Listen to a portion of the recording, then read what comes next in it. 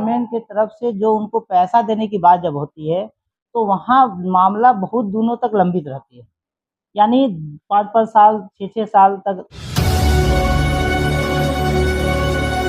तक जैसा मैं जानता हूँ आरटी के तहत जितने बच्चों का एडमिशन स्कूलों में लिया जाता है,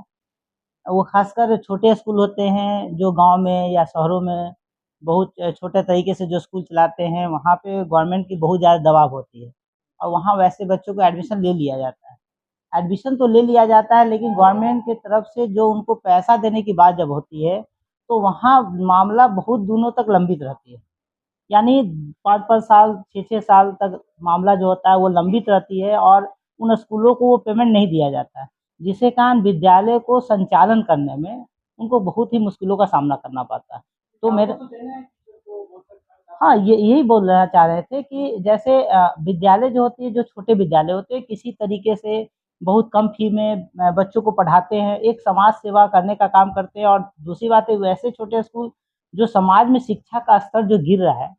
अभी वैसे ही स्कूल जो हैं वो समाज में शिक्षा का स्तर को उठाने का काम कर रही है। क्या जहाँ पे गरीब जो फैमिली के बच्चे भी होते हैं वो शिक्षा ग्रहण करें अच्छे तरीके से। क्योंकि अगर आप एक तरफ से देखा जाए कि गवर्नमेंट स्कूलों में शिक्षा का जो स्तर है, वो कितना निम्न हो चुका है या मतलब क्वालिटी एजुकेशन की जो बात करें वहाँ तो है ही नहीं। वहाँ पे सरकार तो बहुत ज़्यादा पैसा खर्च कर रही है, अपनी बजट का बहुत बड़ा भाग जो होता है, शिक्षा पे खर्च ज़रूर कर रही है, लेकिन बच्चों को जो एजुकेशन मिलना चाहिए वहाँ, वहाँ नहीं मिल पा रहा है। तो छोटे विद्यालय तो उसको फुलफ़िल कर रहे हैं, लेकिन छोटे विद्यालयों को जब गवर्नमेंट की तरफ से भी उनको अनुदान नहीं दिया जाएगा, तो उनका विद्यालय संचालन तो बहुत मुश्किल हो जाएगा। क्योंकि उनको किराए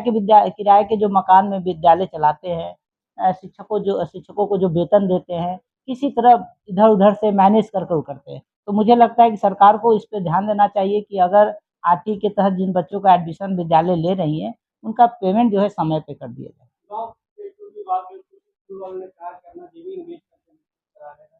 लॉस में चला रहे हैं, किसी बच्चे को पढ़ा रहे हैं और उनके आरटी का जो पैसा है उसमें खा रहे हैं। हुँ। तो ये सही बात है। ये तो बहुत जब हम लोग क्योंकि हम लोग बिरसा संगठन जो है हमारा बिहार इंडिपेंडेंट स्कूल एसोसिएशन से जुड़े हुए हैं और जब भी हम लोग की बैठक होती है तो बहुत सारे स्कूल के जो शिक्षक होते हैं, उनके प्राचार्य होते हैं या डायरेक्टर होते हैं, वे सभी एक साथ बैठते हैं और अपनी भी समस्याएँ को बताते हैं। तो बहुत सारे ऐसे स्कूल या गाँव के ऐसे बहुत सारे लोग जो स्कूल चला रहे हैं, वो सारी इन बातों को रखते हैं कि सर अभी तक हम लोग का जो अनुदान की राशि जो गवर्नमेंट ने तय की थी, हम लोग को नहीं मिल पाया है, उसके लिए हम लोग भी आवाज़ उठाते हैं। हमारे जो संस्था के अध्यक्ष हैं, मनोरथ महाराज हैं, अनिल सर हैं, ये सभी मिलकर आवाज़ उठाते हैं और